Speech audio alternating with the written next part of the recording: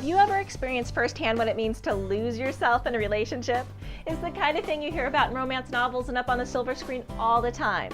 And while it's a beautiful and poignant thing in your imagination, in real life, it's quite a different story.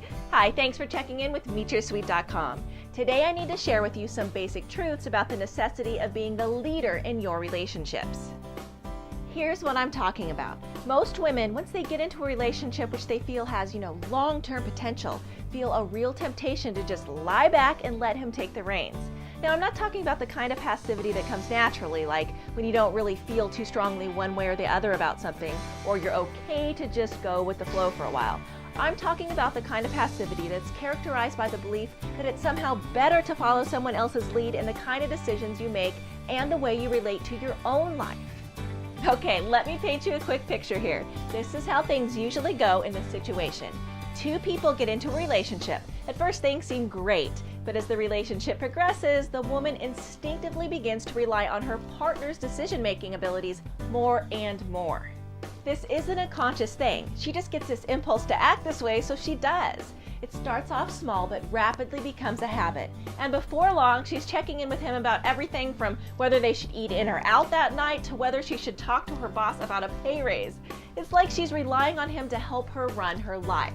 And as time goes on, the guy in the relationship seems increasingly restless and unhappy. He starts acting distant and reserved at times. But if she asks what's wrong, he'll say, "I don't know," or "Don't worry about it." So of course the woman decides to try harder and starts checking up with him even more often about how the relationship's going, how he's feeling, but nothing seems to work. He starts picking out faults about her. He seems unhappy and aloof. Fights seem to spring just up out of nowhere, and sooner or later the relationship just comes to a grinding halt. This is a story that resonates with most women because we've all experienced that crisis of self-confidence that occurs when we hand the reins over to someone else. And it only gets worse the more indecisive we become. This kind of behavior screams incompetency and basically makes you look like a second-class citizen in your own relationship. When you start deferring to someone else too often and fail to have your own opinion, you turn into a doormat. And what happens next is that his attraction to you lessens along with his respect for you. Then this results in you becoming anxious and clingy and trying to fix things by being extra nice and extra differential, which of course only adds to the problem. It's a vicious cycle. The kinds of values that perpetuate this kind of insecure, unconfident behavior are generally the ones that teach women to turn the other cheek, love unconditionally, always ask other people's opinions, and to put other people before ourselves.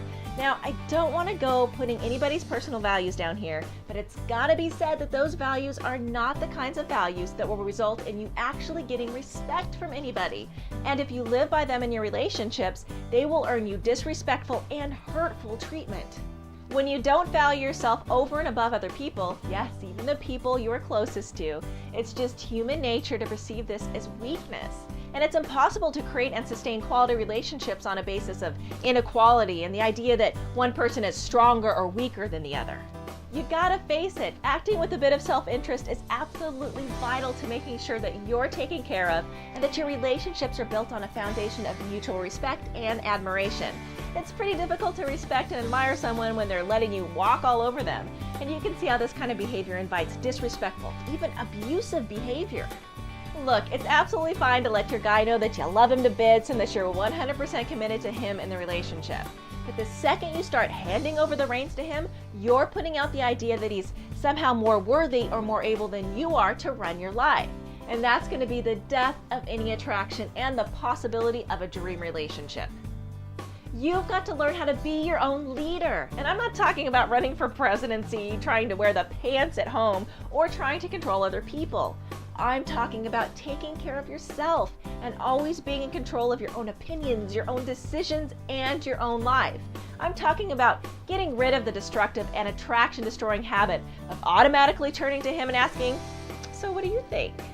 The ability to consult with yourself first, to develop a little irreverence for what other people think, and to just be self-referenced in the way that you live your life is going to ensure that you've got a healthy regard for yourself and prevent you from developing unhealthy relationships.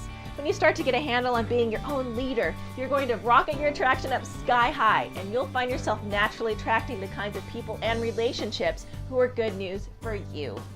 If you'd like to know more about being an authentically strong, decisive, and irresistible woman, you should check out the website. And don't forget to look at some of the other great videos I've made to help you create a fun, fulfilling dating life. Thanks for checking in with MeetYourSweet.com.